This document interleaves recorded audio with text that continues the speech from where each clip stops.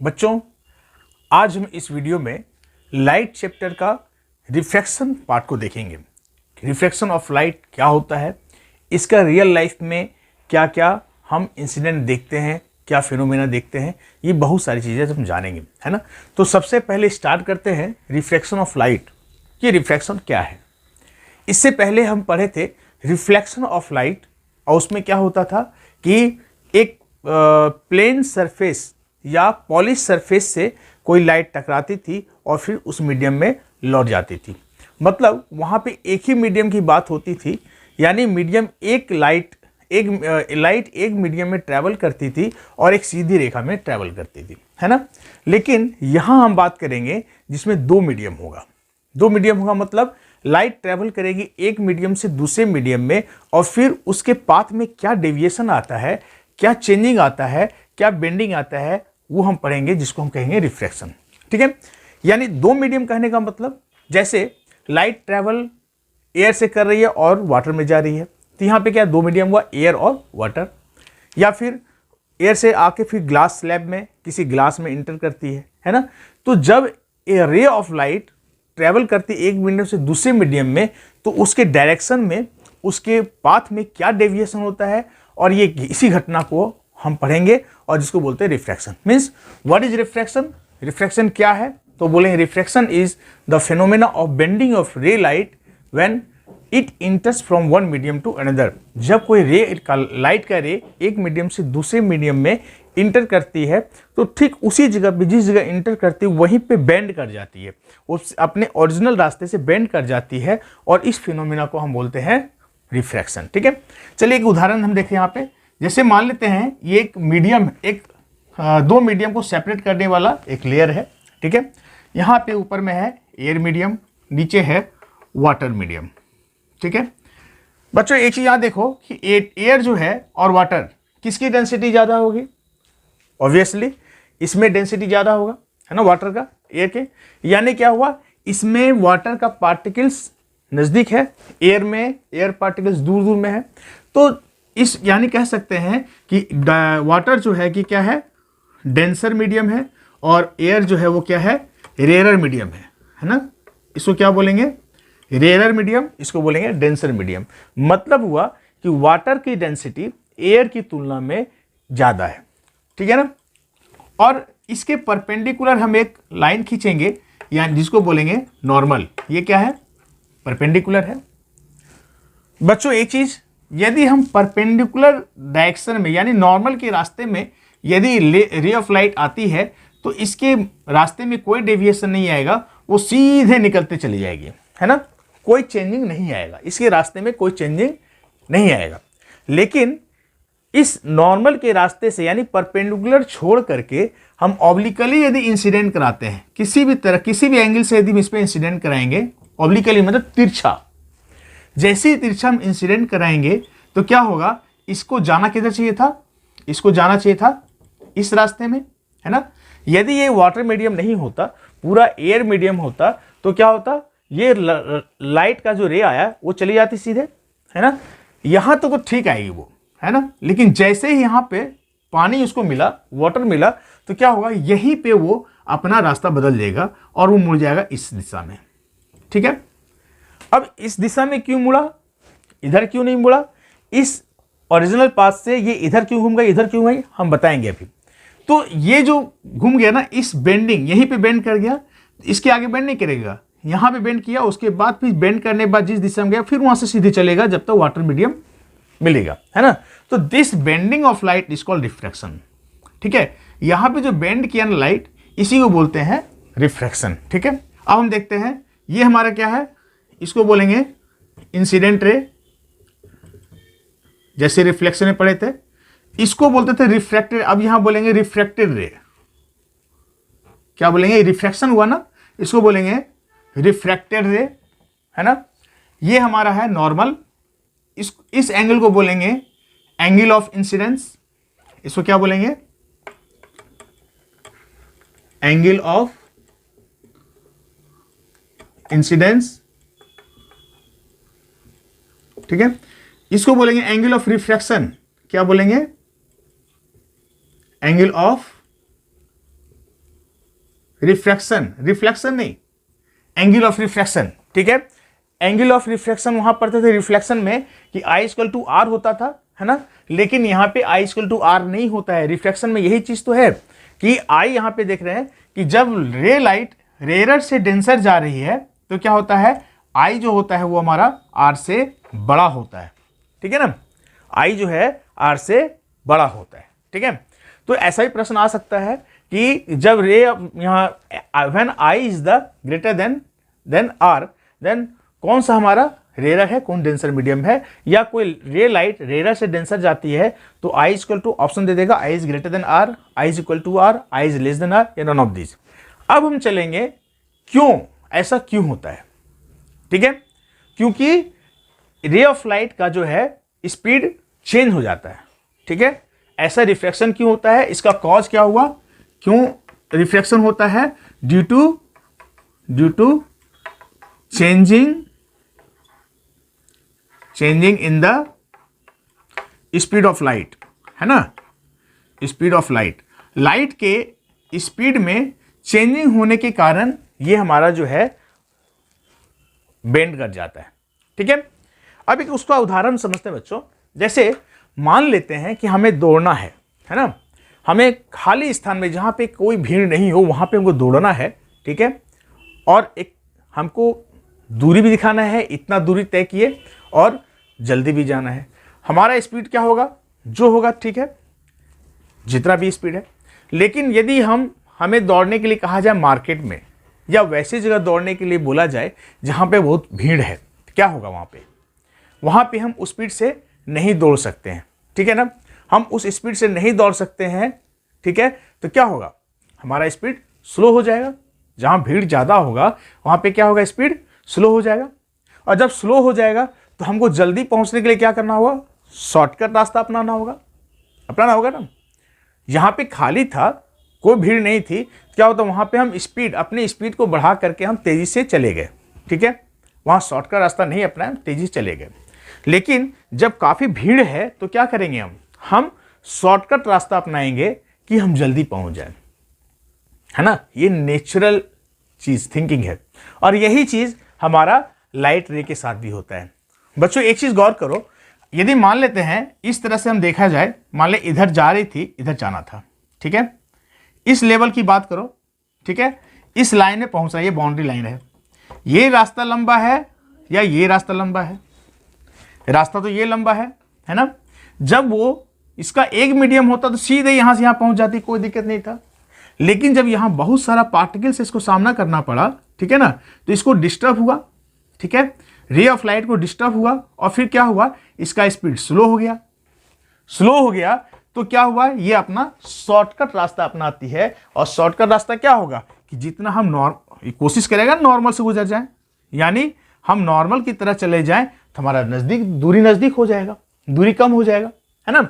इसलिए जब ray of light rare से डेंसर की ओर जाती है तो क्या करता है, ये नॉर्मल की तरह झुक जाती है। इसको जाना होता है, इस साइड जाना चाहिए था, ठीक है, लेकिन क्या होता है, ये बेंड कर जाती है नॉर्मल की तरफ। आई बात समझ में, क्यों नॉर्मल की तरफ मुड़ जाती है, क्योंकि इसका टेंडेंसी होता है हम शॉर्टकट रास्ता अपना लें, और इसी वजह से यह नॉर्मल की तरफ झुक जाती है, ठीक है, बात समझ में आई। अब हम दूसरा उदाहरण देखते हैं। यदि डेंसर से रेयर जाती तो क्या होता, ये हमारा है डेंसर मीडियम,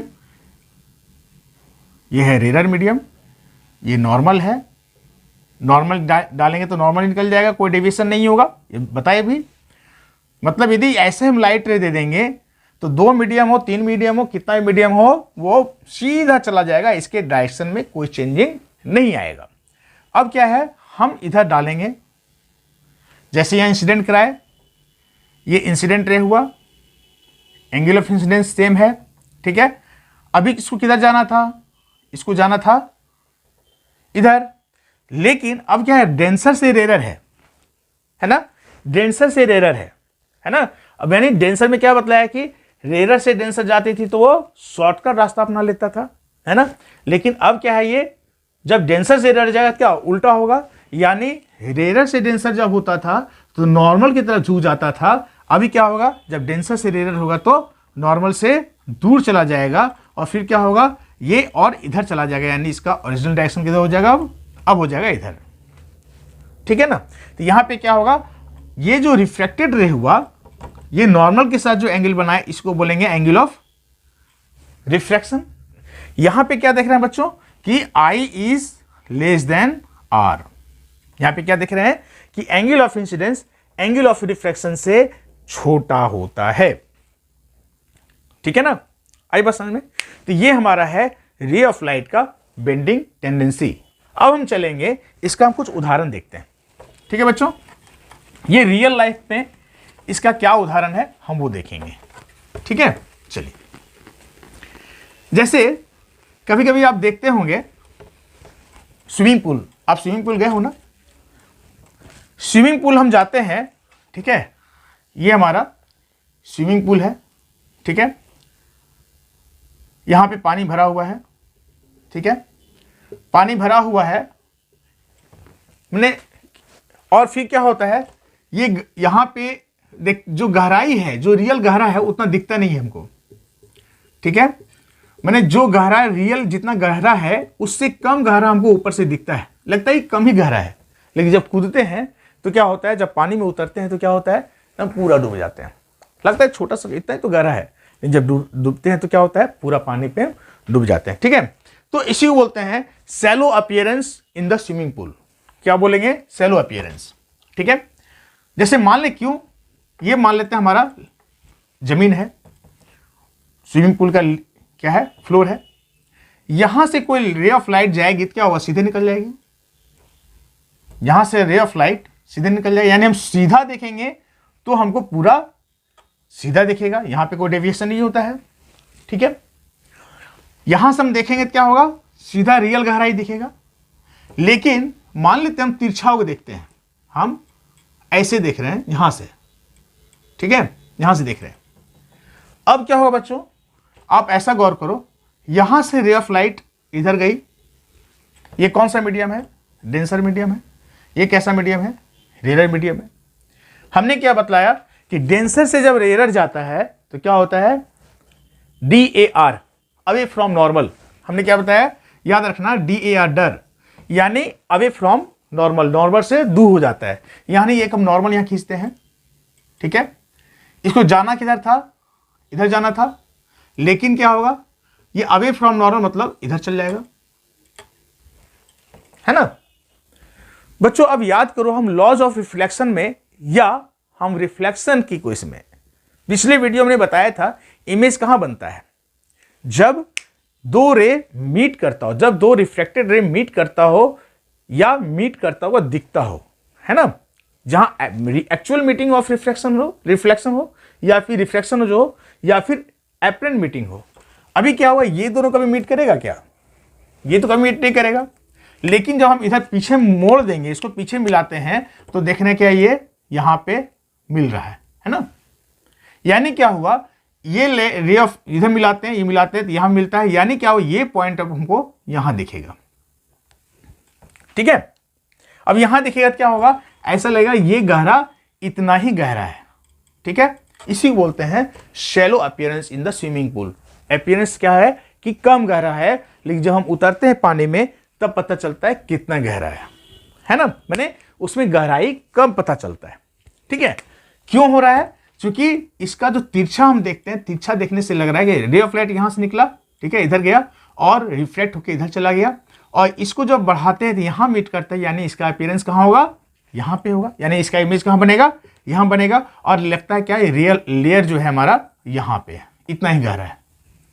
ठीक है, तो ये जो गहराई है बच्चों, ये जो गहराई है, ये क्या है, ये हमारा रियल डेप्थ हुआ, ये क्या हुआ, रियल डेप्थ हुआ, और ये क्या हुआ हमारा, एपरेंट डेप्थ हुआ। ये क्या हुआ, एपरेंट डेप्थ हुआ, माने ये दिखता अपीयरेंस है ना। ये क्या हुआ, एपरेंट डेप्थ हुआ। तो हमने दो डेप्थ बताया, दो गहराई बताया कि रियल डेप्थ वास्तविक गहराई और आभासी गहराई। इसको क्या बोलते हैं, आभासी गहराई। ठीक है, इसको रियल डेप्थ और इसको एपरेंट डेप्थ। ठीक है, हर मीडियम का, चूंकि डेंसिटी मैंने बताया ना कि इस हर मीडियम का डेंसिटी कम बेसी अलग अलग होता है, ठीक है। इसको हम बोलते हैं ऑप्टिकल डेंसिटी। क्या बोलेंगे? ऑप्टिकल डेंसिटी, ठीक है। और इसको हम कैसे मेजर करते हैं? इसको हम मेजर करते हैं रिफ्रैक्टिव इंडेक्स से, ठीक है। इसको हम मेजर करते हैं रिफ्रैक्टिव इंडेक्स से, ठीक है। जैसे मेजर करते हैं, हर चीज का मेजरमेंट होता है मीटर में, ग्राम में, किलोग्राम में, तो उसी तरह से ऑप्टिकल डेंसिटी को हम रिफ्रैक्टिव इंडेक्स से मेजर करते हैं, जिसका, और इसको हम इंडिकेट करते हैं म्यू से या ईटा से, जो भी हो। तो जिसका रिफ्रैक्टिव इंडेक्स ज्यादा होगा, यानी क्या होगा? ऑप्टिकल डेंसिटी क्या होगा? ज्यादा होगा, है ना। तो वाटर का ऑप्टिकल डेंसिटी क्या है? हमारा एयर से ज्यादा है, ठीक है। वाटर का ऑप्टिकल डेंसिटी कितना होता है विथ रिस्पेक्ट टू एयर? कितना होता है? 4.3। ग्लास का कितना होता है? ग्लास का होता है 3/4, ठीक है, सॉरी 3.2। डायमंड का कितना होता है? होता है 2.41। तो इस तरह से अलग अलग मीडियम का अलग अलग रिफ्रैक्टिव इंडेक्स होता है। जिसका रिफ्रैक्टिव इंडेक्स ज्यादा होगा उसमें लाइट का स्पीड स्लो हो जाएगा और वो ज्यादा बेंड करेगा, है ना। ऐसे रिफ्रैक्टिव इंडेक्स पे हमने एक अलग वीडियो बना दिया, जिसका हम लिंक इस डिस्क्रिप्शन बॉक्स में हम दे दिए हैं, ठीक है। आप उसको देख सकते हैं, ठीक है। रिफ्रैक्टिव इंडेक्स का कई फॉर्मूला होगा, हम उसमें बतलाए थे, और आज हम एक फॉर्मूला और हम पढ़ेंगे बच्चों यहां पे इस डेप्थ के केस में, ठीक है। लॉज ऑफ रिफ्लेक्शन भी हमने एक वीडियो बना रखा है, जिसका भी हम डिस्क्रिप्शन दे देंगे इस डिस्क्रिप्शन बॉक्स में लिंक, उसमें भी बताए थे। तो वहां भी हम रिफ्रैक्टिव इंडेक्स का हम फॉर्मूला पढ़े थे। वहां पे रिफ्रैक्टिव इंडेक्स का फॉर्मूला पढ़े थे हम, म्यू बराबर, ठीक है, sine i by sine r, ठीक है, या स्नेल लॉ से पढ़े थे μ1, ठीक है, sine i equal to μ2 sine r, ऐसा पढ़े थे, ठीक है। ये हमने पढ़ा था। उसमें हम रिफ्रैक्टिव इंडेक्स के वीडियो में आप देखेंगे, वहां पढ़ाए थे रिफ्रैक्टिव इंडेक्स जो है of second medium with respect to first medium, ठीक है, is the speed of light in the first medium divided by speed of light in the second medium. हमने ये पढ़ा था, ठीक है। हमने क्रिटिकल एंगल का एक फॉर्मूला वीडियो बनाया है, वहां पे क्रिटिकल एंगल के केस में भी हम रिफ्रैक्टिव इंडेक्स निकालते हैं। वहां भी हम पढ़े थे रिफ्रैक्टिव इंडेक्स का फॉर्मूला 1/sin c, है ना। हमने तीन रिफ्रैक्टिव इंडेक्स का फॉर्मूला पढ़े थे, ये स्नेल लॉ से, ठीक है। ये भी इसी से निकाले स्पीड ऑफ लाइट के केस में, ये हम क्रिटिकल एंगल के केस में। और आज हम एक फिर रिफ्रैक्टिव इंडेक्स का फॉर्मूला बतलाएंगे जो न्यूमेरिकल्स बनाने में बहुत ही काम आएगा। वो क्या है कि रिफ्रैक्टिव इंडेक्स ऑफ वाटर यहां निकलेगा क्या? Real depth divided by apparent depth, ठीक है। यानी रियल डेप्थ कितना है और एक्चुअल डेप्थ कितना है, सॉरी एपरेंट डेप्थ कितना है, इसको यदि हम रेशियो निकाल लेंगे तो वो हमारा कांस्टेंट होगा, ठीक है। और वो कांस्टेंट क्या होगा? वो रिफ्रैक्टिव इंडेक्स होगा, ठीक है। तो बच्चों, हमने रिफ्रैक्टिव इंडेक्स के बारे में विशेष जानना हो तो वीडियो को आप देखिए, समझ में आ जाएगा, ठीक है। लेकिन उसका हमने कई तरीके से फॉर्मूला निकालने की कोशिश की, और इस चारों का प्रयोग हम करते हैं न्यूमेरिकल्स बनाने में, ठीक है। तो खैर हम अभी इस पे नहीं चलेंगे, ठीक है। तो ये हमारा था एग्जाम्पल्स ऑफ रिफ्रैक्शन। और अब हम चलेंगे, अब हम पढ़ेंगे इसका कि रिफ्रैक्शन ग्लास स्लैब में कैसे होता है। रिफ्लेक्शन ग्लास स्लैब में कैसे होता है हम ये देखेंगे, ठीक है। फिर उसमें एक बार प्रिज्म में भी देख लेंगे, हालांकि प्रिज्म का रिफ्लेक्शन हमने एक अलग वीडियो बना रखा है, ठीक है, पूरा डिटेल्स दिया उसमें। अभी हम पढ़ेंगे reflection of light in a glass slab, ठीक है। ग्लास स्लैब क्या है, ठीक है। मान लेते हैं ग्लास स्लैब क्या है, हम थोड़ा सा ये बता दें। ग्लास स्लैब मतलब ऐसा समझो, मोटा ग्लास, ठीक है। ये हम 3 डायमेंशनल बनाए हैं, ठीक है।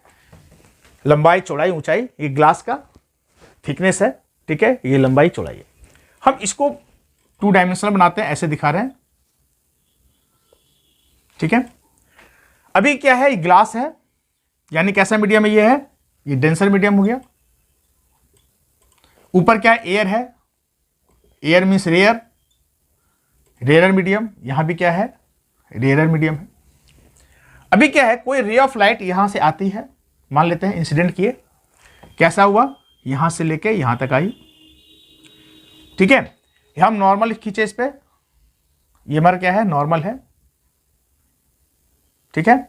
इसको जाना किधर चाहिए बच्चों, इसको जाना चाहिए था इधर, लेकिन क्या है, रेयर से डेंसर जब जाती है तो किधर मुड़ेगी, हमने बताया था रेयर से डेंसर माने खाली से भीड़ भाड़ में, शॉर्टकट रास्ता में, मतलब नॉर्मल की तरफ, टुवर्ड्स नॉर्मल, तो क्या होगा, ये इधर मुड़ जाएगी, है ना।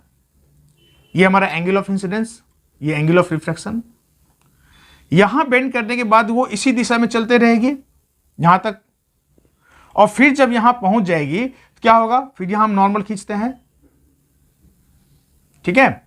और अब क्या हो, जाना चाहिए था इधर, लेकिन अब क्या है, डेंसर से रेयर जा रही है, डर, डेंसर से रेयर मतलब DAR, डर means away from normal, normal से दूर, यानी अब क्या होगा, फिर ये इधर चली जाएगी, ठीक है ना।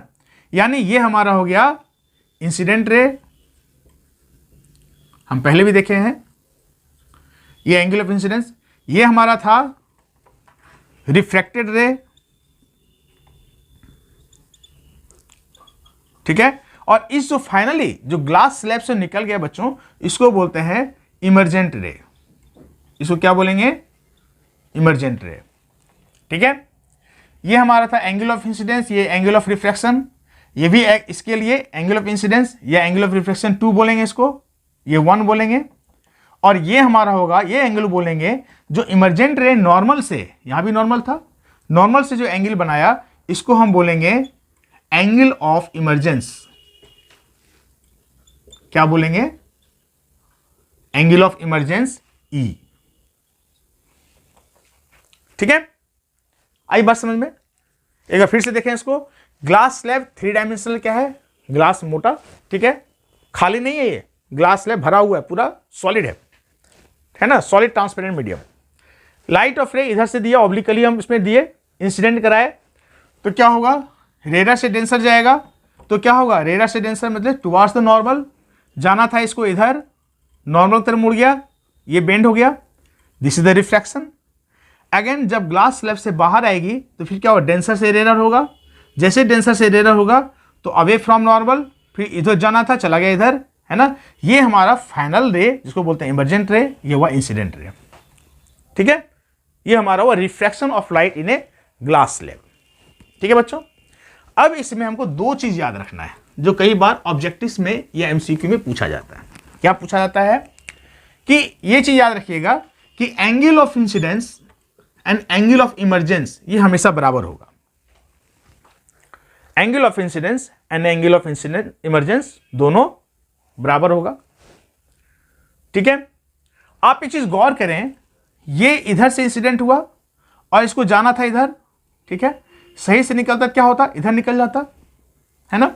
यदि कोई मीडियम नहीं होता, एक ही मीडियम होता तो क्या होता, इधर से निकलता और इधर चला जाता ना, ठीक है। लेकिन फाइनल रे क्या हुआ, इतना निकला, इतना डिस्टेंस के साथ, है ना, ये मानते हैं D, ये डिस्प्लेस कर गया, इस D को बोलते हैं लेटरल डिस्प्लेसमेंट,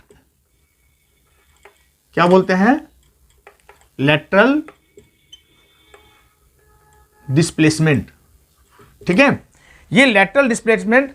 और एक चीज और जानेंगे कि इंसिडेंट रे जो है, ठीक है, ये पैरेलल होता है किसका, इमर्जेंट रे का। इंसिडेंट रे जो है वो इमर्जेंट रे के पैरेलल, ये दोनों पैरेलल ही जाएगा, मतलब ये पैरेलल, यदि मूल जाता, ओरिजिनल जाता इस डायरेक्शन में, उसी के पैरेलल में इमर्जेंट रे है, लेकिन विथ अ डिस्प्लेसमेंट D, ठीक है। तो refraction of a light in a glass slab, इसमें कभी ऐसा प्रश्न पूछता है कि angle of incidence equal to angle of emergence या लेस देन, ग्रेटर देन, और समथिंग ऐसा कुछ देगा। तो यहां पे 2 चीज याद रखना है, एक क्या चीज कि angle of incidence angle of emergence बराबर होता है, ठीक है, और दूसरा इंसिडेंट रे जो है वो इमर्जेंट रे के पैरेलल हो जाता है, ठीक है। अब कोई दिक्कत नहीं होना चाहिए। चलिए अब हम देखते हैं बच्चों कि refraction of light in A prism. हमने बताया कि इस पर एक हमने अलग वीडियो बनाया है जिसका भी हम लिंक डिस्क्रिप्शन में दे देंगे, ठीक है। लेकिन यहां पे एक ब्रीफ कर दें कि कैसे रिफ्रैक्शन होता है, हल्का सा बता देते हैं इसमें, ठीक है ना। प्रिज्म ऐसा होता है, ठीक है, 3 डायमेंशनल। हम 3 डायमेंशनल तो ऐसे होता है, हम यहां दिखा रहे हैं ऐसे, इस तरह का। ये भी सॉलिड ट्रांसपेरेंट मीडियम है। ये हमारा बेस हो गया, एक फेस ये हुआ, ठीक है, ये फेस एक फेस हुआ, दूसरा फेस ये हुआ, ठीक है। मतलब इस तरह समझ लो, ठीक है। हमने अलग वीडियो बनाया, देख लीजिएगा आप उसको, बढ़िया से पूरा समझ में आ जाएगा। हम फ्रंट ले रहे हैं, ये हमारा एक प्रिज्म है, इधर से लाइट जा रही है, ठीक है। ये हमारा एयर मीडियम, ये हमारा ग्लास मीडियम, यानी ये क्या है, डेंसर है।